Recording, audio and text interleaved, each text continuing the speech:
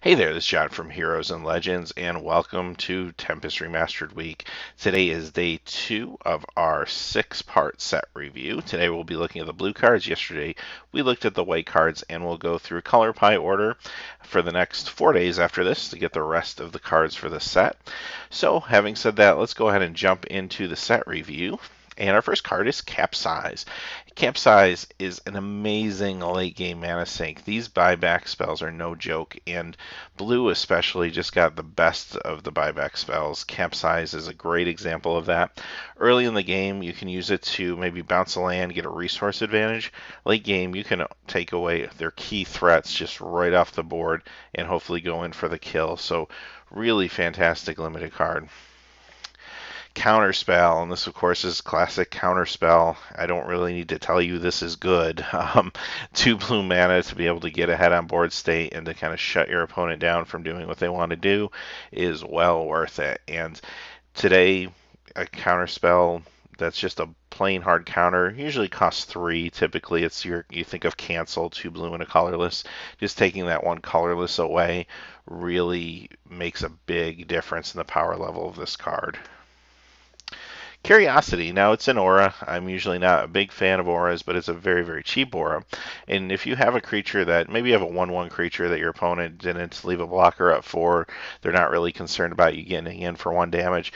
Now you go ahead and play Curiosity, you get in for 1 damage, and you get a card off it. The only drawback to Curiosity, aside from the fact that you can be 2 for 1, is the fact that once it is on the board and your opponent knows it's there, then they're going to take that 1/1 creature a little more seriously, because most of the time your opponent's going to realize that drawing cards is going to be very good for you, so they're going to do whatever they can to stop that. So it does kind of change the dynamic of the game once it's on the battlefield, but you can kind of surprise your opponent with this, especially when you first put it out. Dismiss. So counterspell for 4, where you get to draw a card. Is that good? Yeah, you know what? Still good. You can pay the 2 extra colorless mana to get a card draw out of it is going to do just fine. So this is another very powerful counter spell. And what's nice is control decks like to counter, and then they like to restock their hands with more counter spells and more disruption. And that's exactly what this card does. Dream Halls, and here's our first blue mythic rare. And this is another just very push card. Basically, once you put this on the board, now, I guess if there is a drawback to this, it is that it costs 5 mana, and it is contingent upon that you have other cards to play and pitch. However, once this thing hits the board, now everything in your hand can be played for free. So it does 2 things. It allows you to power out a lot of expensive things, maybe things you wouldn't normally have the mana to put out there, or you can put a lot of little things out there, or you can simply just bluff your opponent into thinking that you're going to be able to either counterspell or have some sort of board disruption or combat tricks when it's their turn. So this is just an amazing card. It's a great psychological card, and it's at that mythic slot, so you're not going to see it all the time in your limited games, but it's just a very good card. Dream Prowler is the next one, and this feels a little pricey. You're paying 4 for a 1/5, but if it attacks alone, it can't be blocked. So this is a good aura target.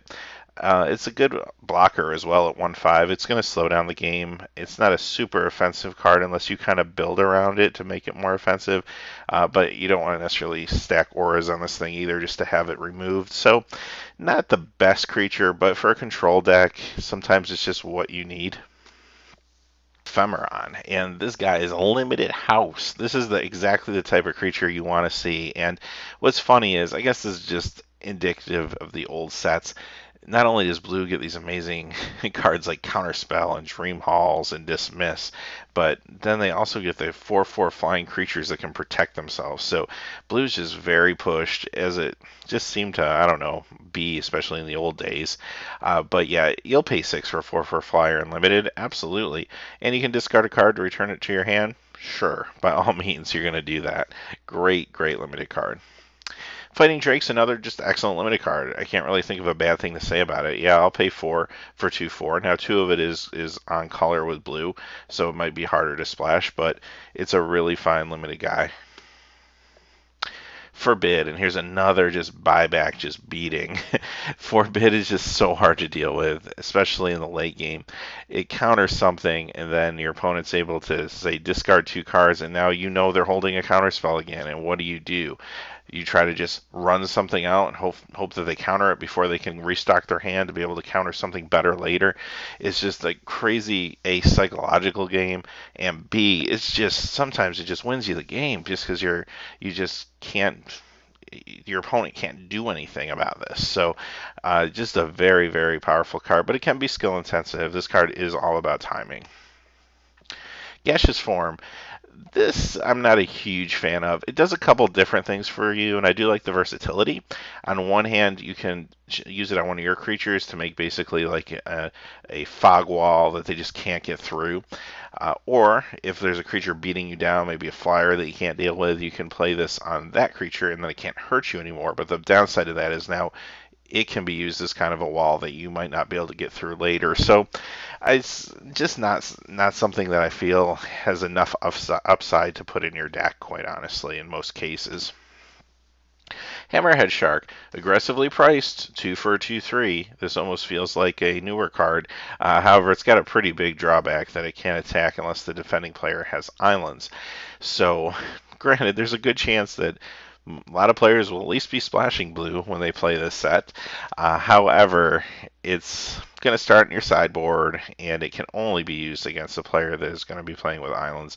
So that makes it not that great. But when you do have that blue matchup, he's a great guy.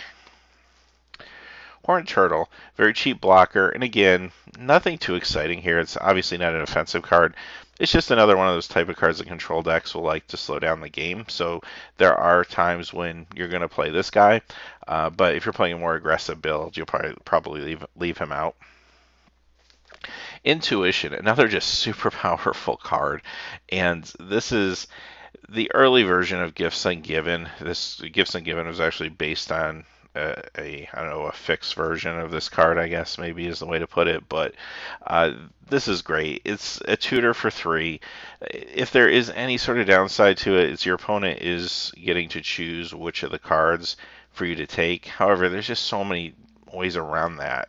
If you're playing multiples of a card, then that's going to influence it. Also, the cards that the opponent doesn't choose go to the graveyard, so there's reanimation tricks there that can go along with this card. And even if you just play it straightforward, you're getting your 3rd best card out of your deck, and that's just even assuming your opponent chooses wisely when they choose the 1 out of the 3. So it's just such an awesome card, and can't say enough good things about this. You'll always want to play it if you're playing blue. Killer Whale, and this looks clunky. Like when you first look at this card, you're like, oh, I don't know, 5, it's 2 blue, 3 colorless for a 3/5, and I have to pay to make a fly. It just seems like it's just not that good, but in practice, it's amazing. When you play this in the environment, and I'll even tell you, for those of you who played Vintage Masters, this was in Vintage Masters, and I remember in the beginning thinking, why is this in here?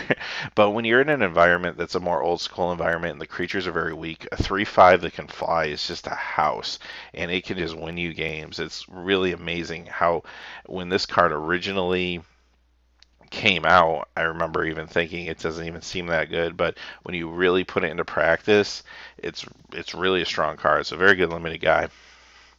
Legacy's Allure. It's another good card. Now, the only thing I will say about this is you put it out, it's on the table for everybody to see, so your opponent has time. It is a slow card. Your opponent has time to kind of play around it in most cases.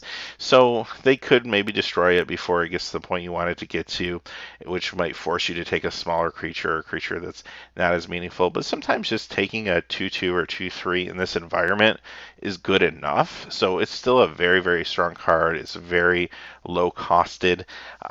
It's not always going to work out for you, but for the most part, it's a good card.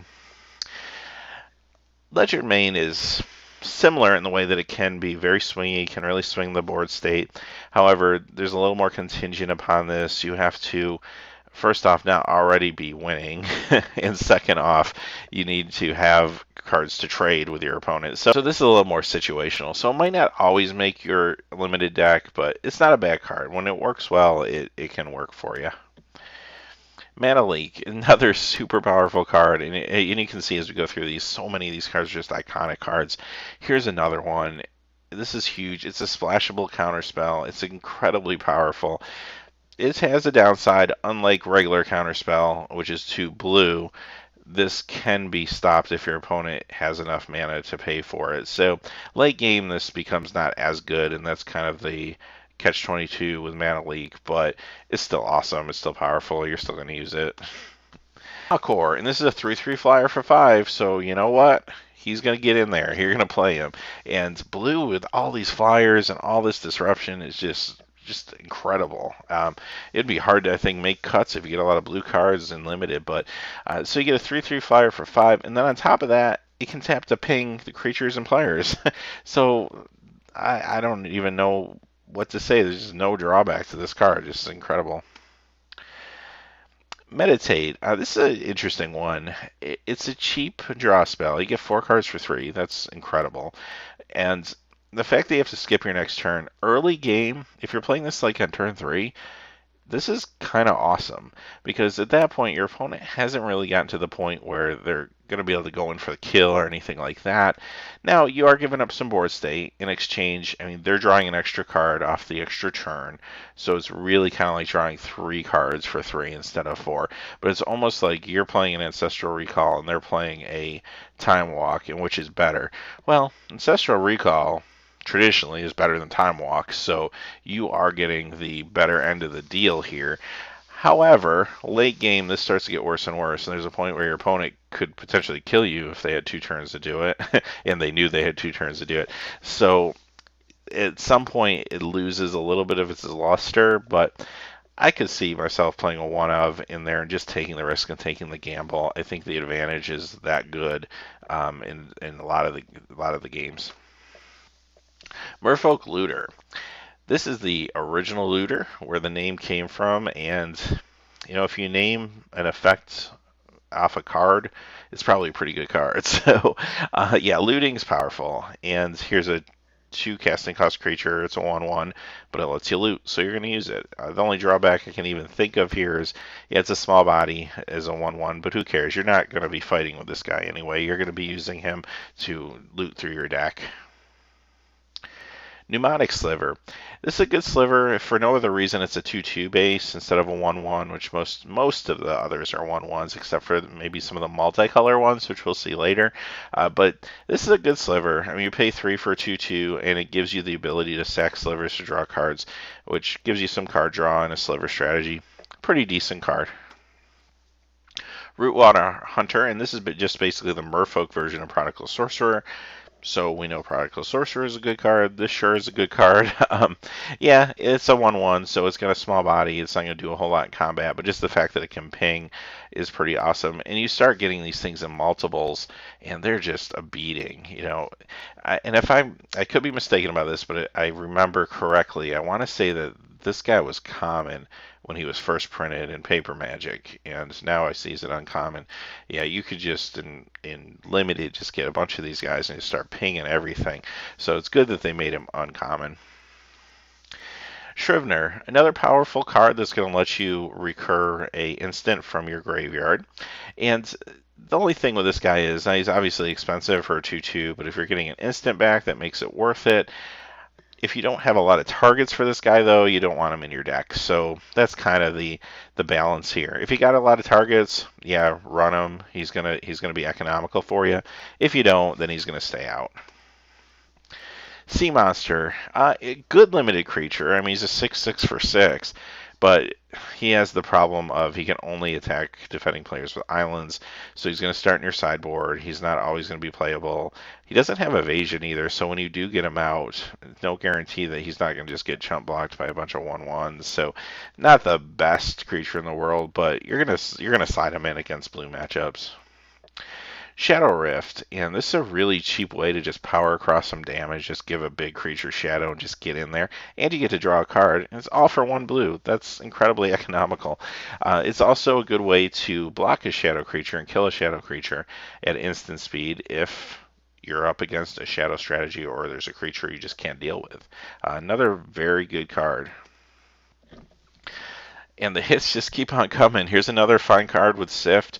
Draw 3 cards, and then you have to discard 1, but you're still basically cycling and netting yourself a card. So for 4 mana, that's not bad. Now it is at sorcery speed, so you are kind of giving up perhaps your turn or part of your turn to play this guy and get the cycle and the extra card, but it's still very good. Silver Wyvern. I don't know. Have I said any of these cards have been bad? Maybe one. Another just awesome limited card. 4/3 flyer and for 5. It's a bomb. And then on top of that, you can pay 1 blue to basically deflection anything that targets him. So now that won't always save him. You could be tapped out, or you could be in a situation where you don't have anything to deflect it to. It's not foolproof, but it's pretty awesome. Spell Blast, another strong counter spell. Now this one's a little more mana intensive, so you do have to kind of take that into account. If you're starting to tap down, especially early game, you're putting stuff out, it might not be the best counter spell to draw, but it's still a really good counter spell.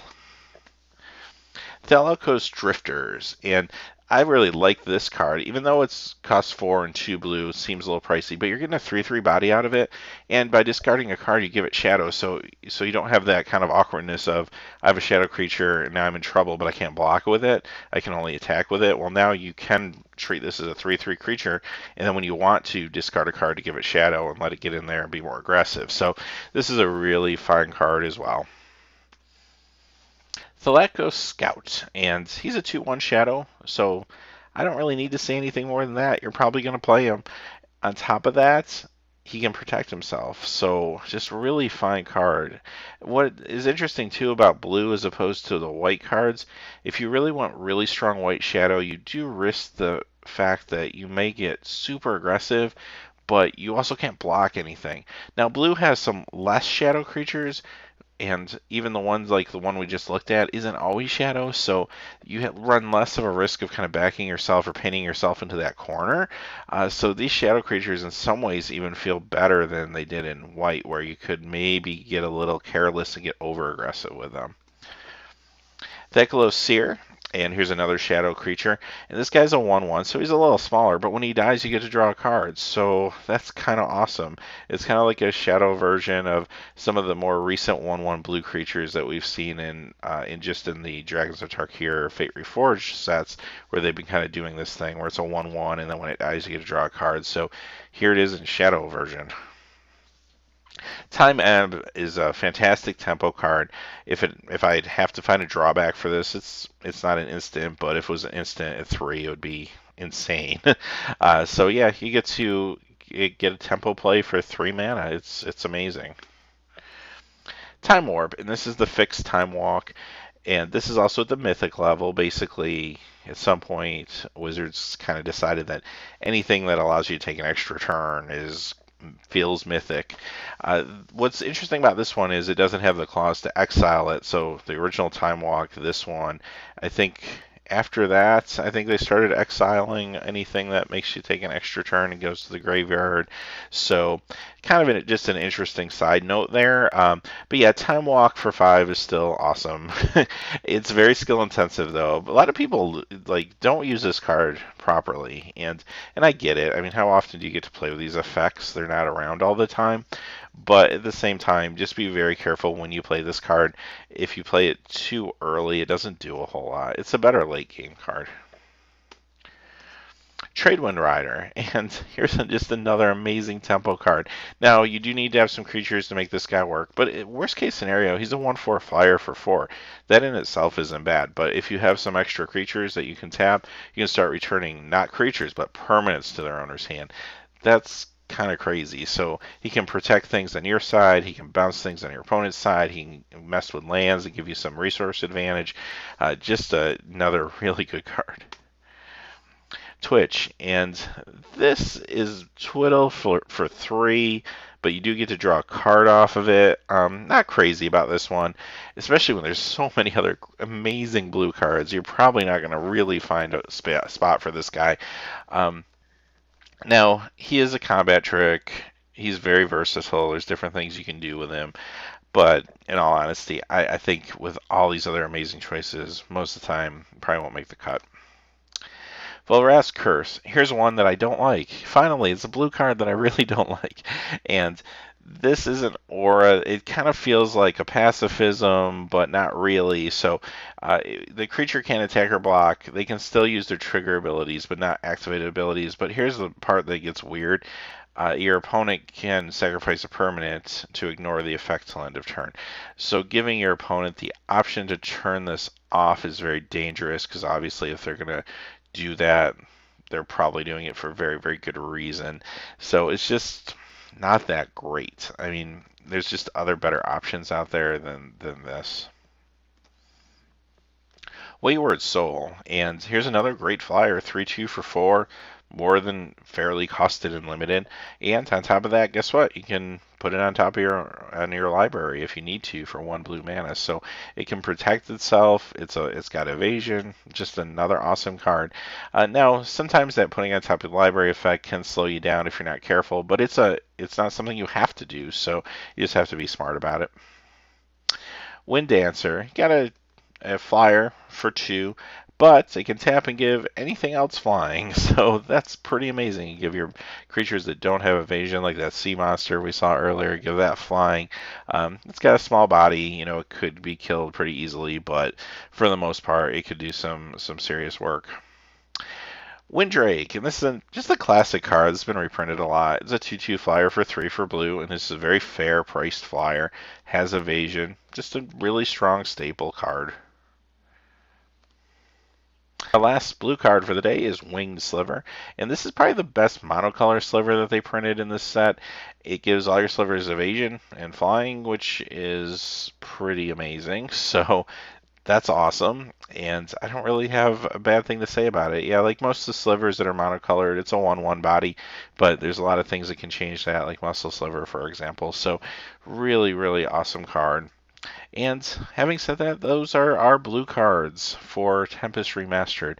And that was a pretty easy set review. It's easy to say, this is good, this is good, this is good. So it's going to be very interesting to see what happens in this environment. Just blue just feels so powerful, and it makes me wonder, is it going to be difficult to draft blue because everyone's going to go in knowing blue is so good?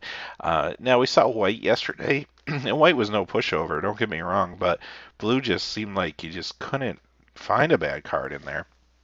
And when we get to the other colors, there is balance there. I mean, the other colors are strong as well, but this one just seemed to be just a little bit beyond. So anyway, thanks again for watching, and please remember to like and subscribe. It is a good time to subscribe. We will be running the rest of the set review. And as always, have a great day.